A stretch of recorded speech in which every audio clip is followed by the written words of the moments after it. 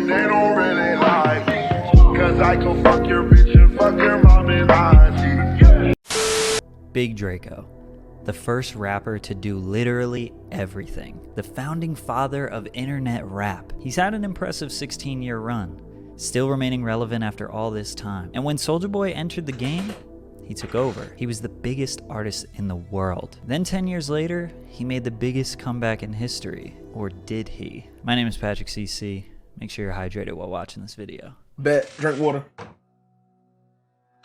In 2005, 14-year-old DeAndre Way moved to Mississippi where his father bought him a computer and a mic. My dad, he lives in Mississippi. He was the one that bought the computer for me and the internet for me when I first moved down there. He would upload his first creations to the website SoundClick. I feel like I have to mention this early on just in case, but most artists, like literally 99% of artists, were not trying to upload their music to the internet in 2005. Most of them were still hustling CDs and trying to do local shows to impress A&Rs and get a record deal. Soulja was finding websites where people were trying to discover new music, back when this wasn't normal. He built his first fan base on SoundClick. That nigga was smart. It was basically the first SoundCloud. They had charts of buzzing artists and a trending page and things like that. His first real traction from the site came with the song called Doo-Doo Head. It was kind of a meme song, but he hit the trending page and started getting a lot of streams. Once the traffic became consistent on SoundClick, he needed to interact with the fan base that he was building. This is where MySpace and YouTube come in. Soulja said in 2008, really all my MySpace views came from SoundClick and my YouTube views came from MySpace. They fed off each other. He uploaded his first YouTube video in March of 2006. Yes,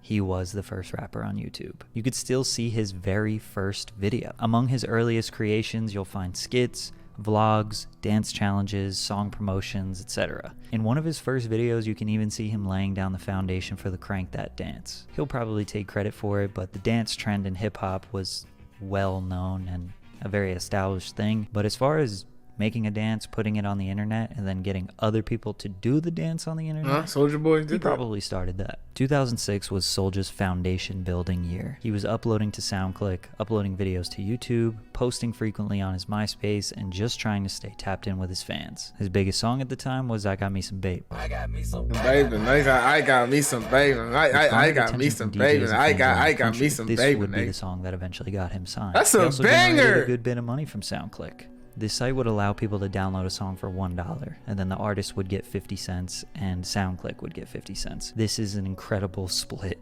Right, yeah, that's any actually site would give you 50% of the revenue ever again. Hell it's no. unclear how much he made around Not this with time. these labels. Hell no. At one point, he was getting 19,000 downloads per day, which would make his daily earnings around $10,000. In 2011, he said the number 100 grand. I generated over $100,000 with SoundClick. So I think that's probably how much he made from the website. But in today's interviews, he said he was making $25,000 a day. So when I was getting money, it was called SoundClick. Now they got SoundCloud. And I was getting 50,000 downloads a day. I was charging 99 cents for the song, but they would take a 50% split. Soulja lies a lot, bruh. Either way, generating that type of revenue while being independent in 2006 was basically unheard of. He amassed over 1 million friends on MySpace, making him the biggest rapper on the most popular social media. This all built up to spring of 2007, where his career would explode. Unfortunately, I think Soulja was always prioritizing feeding the beast and capitalizing on quick money he was making. He was a big quantity over quality type of guy. I mean, to be fair, he was really young. He was like 15, 16 when this was happening. It was so easy for him to just put out music and make a quick buck from it that he just kept doing it, which resulted in a lot of really bad music. When do you go for the bit? Soulja Boy, the biggest song. Still for some reason the bit sound over. I gotta go on. Oh, there we go. He had been doing the Crank That dance for about a year now, so his audience was familiar with it. But when Crank That Soulja Boy dropped, it was the anthem that the Soulja Nation. Bro, Crank That was a fucking smash. The song was exploding on MySpace and YouTube. People all over the world were uploading their versions of the Crank That was a fucking he would upload smash songs to illegal streaming sites disguised as whatever was popular at the time. And I know from firsthand experience, I would try to download a popular song from LimeWire and it would just be a Soulja Boy song. It was honestly how I discovered him. I got a lot of my music from Frostwire. I ain't use LimeWire like that. Soulja released his first independent album, unsigned and still major, the album before the album. Just a few weeks later, Soulja signed his first record deal. A producer slash DJ known as Mr. Collie Park saw the buzz on MySpace and the massive internet following he had. Collie Park had an imprint with Interscope Records in which the Yin Yang Twins were signed to. Soulja was unlike any other artist at this time. Even Collie Park thought his page was fake, but he already was touring the country and had proof of him doing shows and everyone singing and dancing along. Soulja Boy was the first internet rap star, and Interscope Records took a chance on him. 4 months after Crank That is released, it had been steamrolling through the internet. People were making some of the first viral YouTube memes. Hey, I got the new dance. Yo, dog. Peak fucking YouTube days, man. Getting millions of views Peak on YouTube days. before that was normal. Celebrities were dancing to it. The song was massive. In August of 2007, an R&B group by the name of Day 26 did the Crank That dance on TRL, which was the biggest show in hip-hop. The song gained 144,000 downloads that day, and it jumped to #1 on the Billboard Hot 100 the following week, and it would stay at #1 for 7 weeks in a row. October 2007. Soulja Boy Tell 'Em I brought this his fucking first album, major bro. album This shit drops, was fucking and it peaked at #4 on the Billboard Hot 200, the highest This of any was of his gas. albums. Soulja Boy was on the radio. Soulja was on I think this was the first album I brought. Soulja was on TRL. Now thinking about it. He was the hottest new rapper in the game. He was selling out shows all over the country. No, And at the wait. age of 17, It was Carter 3. He was living a dream built on the internet, something nobody had ever done before. One thing I noticed about Soulja too was he always stressed promoting I think this was his the second album, MySpace, bro. YouTube, or website. I mean, he legitimately named his first major album SouljaBoyTellHim.com in efforts to drive traffic to the site. He had thousands of daily viewers on his website. He treated his own site like it was a social media. There were forums and places where people could chat with each other and make friends. No algorithms, no other content, full creative control. Honestly, I don't know why more artists today don't utilize that, because it's so powerful. He knew social media was the new landscape for artists to build their careers. He stayed true to his roots.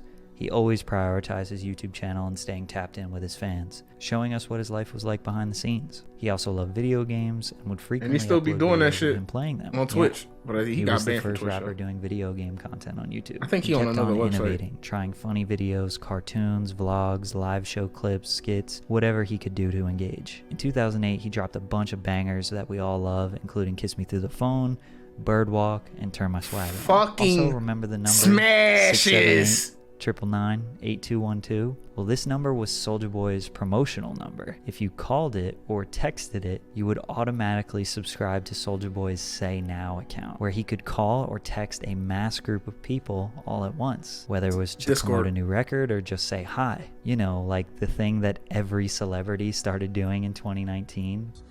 Man, I'm just gonna give out my number. 917. I remember a lot of artists was doing that shit. Difference is Soulja had 4.9 I remember a lot of million artists was doing that shit for their subscribers on rollout his for their Say Now album. account I got Soulja Boy 4.9 really started million that shit. subscribers on my Say Now number. that he could reach with just one text or a voicemail. But then putting it in the song and making it catchy so that everyone would sing along, this is his most genius marketing That tactic nigga was that a he does fucking not get genius. credit for. Soulja has now been on top of the game for a year. He had amassed over 230 million YouTube views, something that I haven't even accomplished yet. He had more views than Columbia Records' whole page. Jesus Most Christ. viewed of all time. And then you look where I'm at.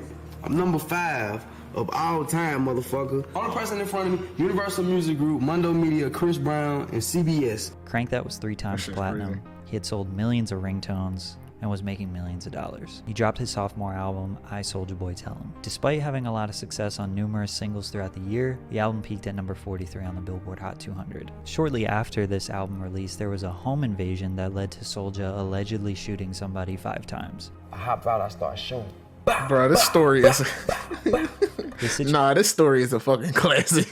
Because he said I hopped off the balcony, I parachuted. This nigga was on some nut ass shit, bro. situation is extremely dodgy, there are multiple sides of the story that do not match up at all, and there's literally not even a police report that backs or says that this even happened. But basically, some dudes ran up in Soulja's house and he shot one of the guys. No, the And that guy's animation name was funny as shit. That's the only thing about the story that both sides agree on. We don't know why it happened. We don't necessarily know how it happened. We don't really know any other details. And without police reports or evidence, it's kind of just up in the air. But Soulja was known as a positive, happy, and nonviolent artist.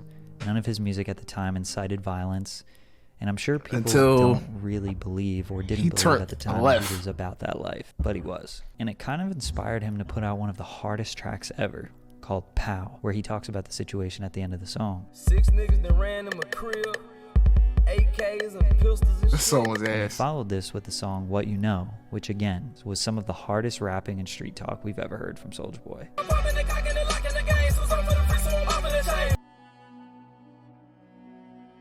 For the next 2 years, Soulja did stay very active with his community. He was touring, still selling ringtones, and dancing all over the world, getting cosigns from every major rapper, celebrity, and media outlet. He was selling the most ringtones out of any other rapper. He Lord of the a popular ringtones song on the radio. And if you look at his record sales or song sales, they're not very high or what you would anticipate them to be. Most likely because he made his music so accessible. I mean, he was literally proud of pushing his music through illegal sites. So it would only make sense that his fans would do that to him as well. If someone were to just look at sales, you would think that Soulja Boy's music wasn't doing well.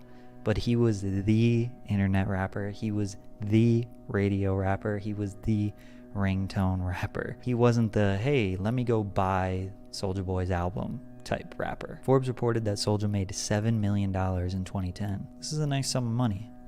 Enough to live off for the next 10 years if invested properly. For 2 years, Soulja kept on pushing back his highly anticipated third studio album. He changed the name 3 times, pushed back the release date many times, said Justin Bieber, Lil Wayne, Nicki Minaj, Snoop Dogg, and Chris Brown were going to be on the album. But when it finally dropped, November 30th, 2010, The DeAndre Way, Trey Songz, 50 Cent, and Lil B were the big features. And the album sold about 18,000 first week, and only about 56,000 copies total, making it his lowest performing album. I think the combination of this and the home invasion changed him a little bit. He even claims that he was going to quit music, but his mentor and friend 50 Cent convinced him not to. He did say that he had a falling out with the label that signed him, Kala Park, and that they didn't provide the resources for the DeAndre Way to succeed. He said they didn't agree with the moves he was making with his own label, Stacks on Deck Money Yang, and that was a big part of the turmoil.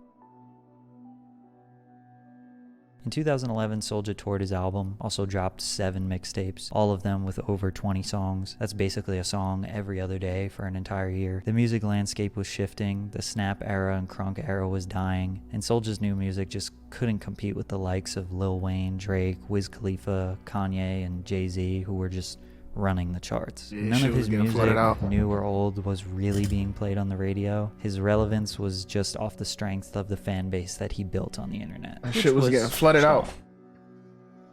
Ain't nobody want to hear that shit no more. In 2012, he dropped 7 more mixtapes. In 2 years, Soulja Boy released more music than the entire discography of your favorite rapper. Some of these mixtapes amassed a whopping 70,000 streams total. I don't really know what his plan was, but that was simply way too much music. Yeah, this is legit the reason why he can say he was the I remember Young Thug, when he first came out, used to do that shit. This beat, because he this nigga used to drop a new mixtape every week. Pretty much released everything he's ever recorded. Which is a shame, because I think if Soulja Boy really buckled down, he could have some really great music. Some of his hits were made so effortlessly. Imagine if he really tried. Anyways, 2012 was a weird time because the ringtone era is basically done, but Instagram, Twitter, and Vine were just about to boom. Social media was expanding. It wasn't only just YouTube and MySpace anymore. Soulja had a lot of ground to cover. But one thing he did do in the meantime was show love to all rappers. He worked with Waka Flocka, Gucci Mane, The Game, Sean Kingston, YG. He seemed to have built good relationships and would occasionally give his platform to upcoming rappers. He had a legendary link up with Chief Keef in 2012, and he also famously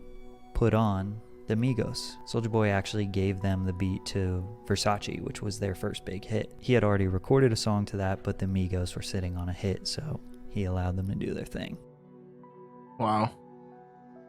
In 2013, the Migos and Soulja Boy were doing a lot together. He does take credit for their entire career, which is obviously cap, but it's very likely that he got them started and helped them make some good connections. He also finally collaborated with Drake on the track We Made It and produced Yes Bitch for Nicki Minaj. And one of my personal favorites, he collabed with Lil Wayne on the song Trigger Finger. But Bro, that song is so proved to fucking be hard. the last year of relevance for Soulja for quite a long time. His 2014 started off rough. He was arrested for having a loaded handgun underneath his seat while driving through LA. Thankfully, this only landed him 2 years probation. He decided to lay low for a while. More mixtapes, still laying low. This nigga start speed running his shit. 2016, he was coming closer to his probation ending, and Soulja kind of started to bug out on social media a little bit. Soulja Boy crazy, Soulja Boy bully, Soulja Boy. Nigga, pull up, nigga! I got 150 shooters in Atlanta, nigga! Rico Reckless, Shia LaBeouf, Chris Brown, Pull up, fuck, nigga! Young Chop, Quavo, 50 Cent, everyone on the planet. Y'all thought 6ix9ine had beefs? Soulja started that. Don't get smoked over a little ass kid beefing over a bitch that he ain't never even met, folk. I swear to God, I got 150 shooters in Atlanta, nigga.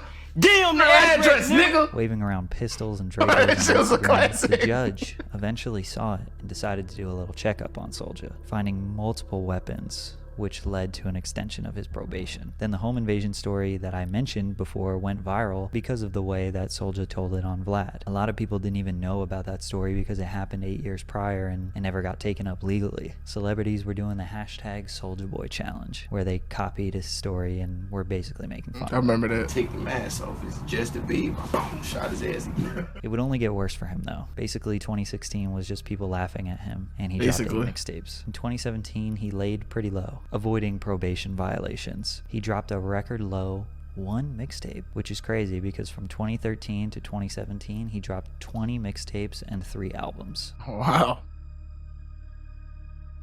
2018. Everybody knows Soulja Boy claimed to have the biggest comeback of 2018. The comeback he's referring to is essentially just him releasing 2 albums and 3 mixtapes, and not violating his probation and not getting the internet to laugh at him for an entire year. To Soulja, that was a win. Also, at the end of 2018, he released the Soulja Game. God, Soulja Game dog, is the basically stupid an ass fucking. He overpriced emulator scams of so Nintendo many and Sega niggas, bro. games. A couple weeks later, he would announce the Soulja Boy Mini Retro S, which is just a knockoff Nintendo Game Boy, and the Soulja Game Fuse, which is just a knockoff Xbox. Oh my Less than 4 God, months later, dog. after the He initial needs to be release, stopped. all with this Soulja shit. Game consoles were pulled from the site amidst threats of a lawsuit from Nintendo. SouljaGame.com was seized by Nintendo and would redirect to their site. Today, SouljaGame.com is no longer a working domain. Basically, Nintendo said, you ain't gonna knock us off. All them At niggas the that same paid for time, their Soulja Soulja was Game, bro, they pushing ain't getting the that Soulja shit. Watch, a smartwatch that looks very similar to an Apple Watch. The Soulja Phone, a smartphone resembling an Android. Right, he was and doing too the much, Soulja bro. headphones that look a lot like Beats by Dre. All of this on the website Soulja Watch. He was doing too Soulja much, Watch bro. This Instagram is fucking promoted these scam products ass hard. shit.